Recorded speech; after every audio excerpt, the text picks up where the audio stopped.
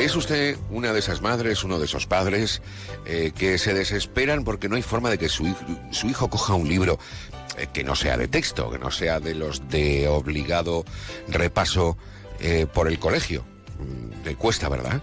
Y cada vez más. El YouTube, el Twitch, el TikTok, el WhatsApp, las redes sociales, los videojuegos, pero qué difícil es verles con un libro, bueno, pues con una lectura adaptada a su edad entre las manos. Y hay que fomentar la lectura, evidentemente. ¿Cómo hacerlo?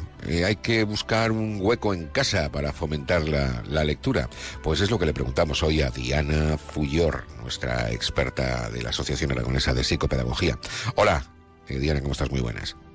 Hola, muy buenos días. ¿Qué nivel de lectura tienen hoy, según tu experiencia, los niños hoy en día? Es que realmente es un tema muy complejo, porque fomentar la lectura, por ejemplo, antes de contestar de que sí, que podemos fomentar la lectura en casa, ¿no? Se pueden encontrar huecos, incluso para las familias más ocupadas, y veremos algunas ideas de cómo, cuándo y cuánto. Pero antes voy a quitarle un poco de hierro al asunto, como casi siempre hago con los asuntos que a los padres y a las madres nos parecen como de mucha importancia a veces. Os voy a decir que, aunque es importante, como padres y madres, crear un ambiente en casa que fomente las diferentes actividades que apoyan el desarrollo, ¿no?, y el aprendizaje de nuestros hijos e hijas, también es importante alinearnos con nuestros principios, valores y formas de ser y hacer. ¿Qué quiero decir con esto? Pues si eres un padre o una madre que no disfruta mucho leer, tampoco hay que ser drásticos pensando que hemos arruinado la oportunidad de nuestros lectores de convertirse en grandes lectores, ¿no? Hay de nosotros, yo misma incluida, que no hemos tenido padres y madres lectores, que no teníamos libros en nuestras casas, que no nos contaban cuentos por las noches antes de ir a dormir, ¿no? Y que aún así nos hemos convertido en grandes lectores. He querido empezar con esto para quitarnos las culpas, que ya tenemos la costumbre de sentir muchas culpas por diferentes razones en la crianza. Ahora bien, efectivamente, si creamos un ambiente que propicie y fomente la lectura, hay grandes beneficios de los que podemos disfrutar todos, porque quién sabe si no descubres a tu gran lector o lectora que llevas dentro, junto a tu hija, ¿no?, o a tu hijo. ¿Quién te dice que no vayas a disfrutar los libros que quizás no has disfrutado, ¿no?, de niño o de niña, reviviendo la infancia junto a ellos? Una cosa sí que es cierta, y es que los españoles leen poco para el contexto europeo, según diferentes informes. También que España es uno de los países de la Unión Europea que menos dinero destina a comprar libros, periódicos y material de papelería.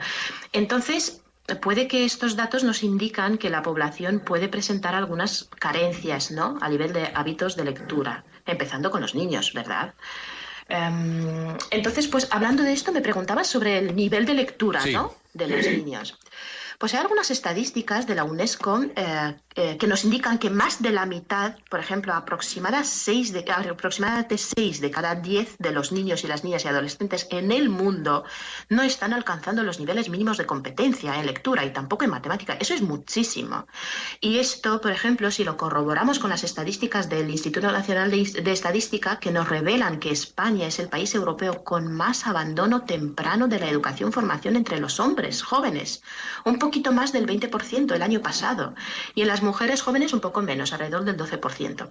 Pues puede que nos empecemos a preocupar.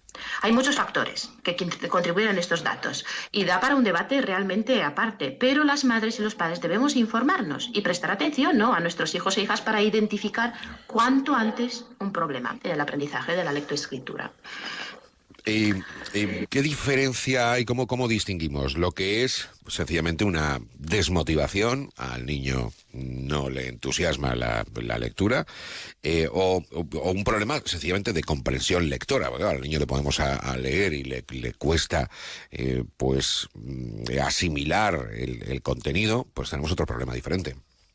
Efectivamente, hay una estrecha relación entre estas dos cosas, entre la desmotivación emocional, vamos a decir, no tengo ganas, no me apetece esto, no me gusta, y la desmotivación por problemas reales de aprendizaje. Están muy interrelacionadas. Por eso es muy difícil identificarlas también, ¿no?, distinguirlas. Uno de los primeros indicios de que algo va mal en el colegio suelen ser los síntomas físicos, sobre todo en los niños pequeños. Niños que muestran o niñas que muestran, por ejemplo, dolor de tripa siempre que tengo alguna cosa cosa en el cole, pues a mí me duele mucho la tripa, me duele la cabeza de manera recurrente, ¿no? Y no tienen un problema físico, digamos, ¿no? Un problema diagnosticado. En clase de lengua o cuando tengo un examen y realmente sé que lo voy a pasar mal. Esto puede ser un indicador de un problema de aprendizaje serio. Puede que le provoque tanto estrés como mucha preocupación y que realmente le cueste mucho. Y ahí tanto padres, madres como profesionales de la educación pueden y deben trabajar conjuntamente para poder identificar las dificultades, ¿no? Y ofrecer el mayor apoyo. La desmotivación emocional empieza sobre todo con tareas y actividades para los que los niños y las niñas no están de momento preparados. Tenemos una fijación, lo tenemos que decir, de momento en muchos ámbitos educativos, de que cuanto antes mejor. Y recibimos a los niños y las niñas en los colegios con unas expectativas de que a los 3 años deberían de poner sus nombres en unas fichas. ¿Qué hacemos con ellos? Muchas veces sin haber hecho un previo, ¿no?, de escritura.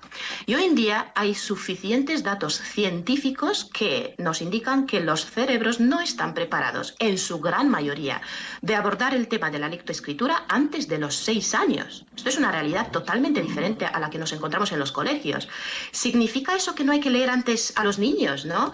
Pues no, significa que ellos no deberían por qué hacerlo antes de esa edad. Así que el primer indicador de un problema de aprendizaje es una edad adecuada para poder diagnosticar un problema de lectura, por ejemplo. Cuando ya estamos en esa edad adecuada, tenemos claro que no hemos esforzado a los niños, a las niñas a leer, ¿no?, antes de tiempo. Cuando realmente no están preparados mentalmente, entonces tenemos que prestar atención si le cuesta leer los textos adecuados para su edad. Por ejemplo, ¿le motiva ir a la biblioteca? ¿Disfruta cuando le leemos un libro? ¿O no quiere ni siquiera ver, ¿no?, los libros? Efectivamente, esto tiene que ser infusionado, digamos, con una suficiente exposición a los libros y a la lectura, ¿no? Entonces, ¿cómo incentivamos? Venga, ¿cómo hacemos para que sea para el niño, para la niña algo divertido? Esto tiene varias implicaciones también. Por ejemplo, si pensamos en los bebés, ¿no? Muchas veces decimos, bueno, tampoco le voy a leer a un bebé, pero realmente si eres de esas madres o padres que te gustan, puedes empezar desde cero, ¿no?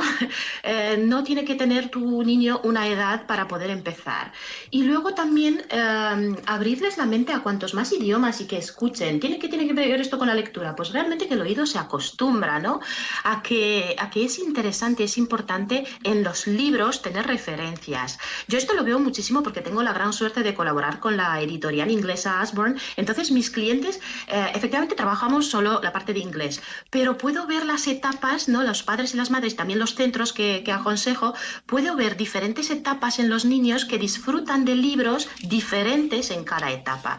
Y los niños de infantil, por ejemplo, pueden disfrutar muchísimo de libros que no son de texto, no son para leer, sino libros de actividades, algunos libros que son como para pintar, libros de experimentos. O sea, esto es un mind-blowing, ¿no? Les estalla la cabeza cuando coges un libro y tiene imágenes y texto y les enseñas cómo hacer experimentos, cómo experimentar luego con sus manitas. Que entiendan, ¿no?, que de los libros, por ejemplo, no solo leemos y ya está, sino que realmente la información que extraemos de ahí es aplicable, ¿no?, en muchos contextos de la vida. Y luego, efectivamente, pues hay también factores como pues tener en casa algún rincón de lectura, ¿no? Pero sobre todo exponerles, porque lo que decíamos, si nosotros no somos grandes lectores, pues tampoco hay que convertirse si realmente tú no lo eres. Pero bueno, poder darles a ellos esa oportunidad, llevarles a la biblioteca, tener libros en casa, prestar, hacer intercambios con otras familias de libro, hacerlo divertido realmente y hacer con los libros algo más que leer, ¿no? Muy bien, pues Diana Fullor, muchísimas gracias una semana más por acompañarnos en este manual de familias de la mano de la Asociación Aragonesa de Psicopedagogía y hablamos el próximo día. Un abrazo. Un abrazo.